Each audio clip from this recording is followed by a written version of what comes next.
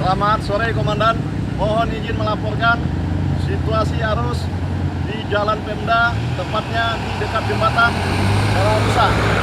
Bersama saya sudah ada Bapak Misra dari Dinas PU Provinsi. Dalam hal ini dapat kami laporkan, di belakang kita bisa sama-sama kita lihat alat berat dari Dinas PU Provinsi sedang bekerja. Dapat kami jelaskan di sini untuk tahapan pengerjaan. Yang pertama tadi tahap penggalian, yang kedua tahap pemadatan, dan yang ketiga memasukkan material berbentuk kerikil dan Trimex, dan selanjutnya tadi dipadatkan kembali.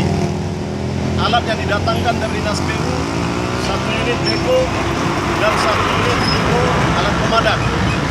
Untuk pekerjaan akan dilanjutkan kembali besok, dan kami berharap tidak hujan malam ini.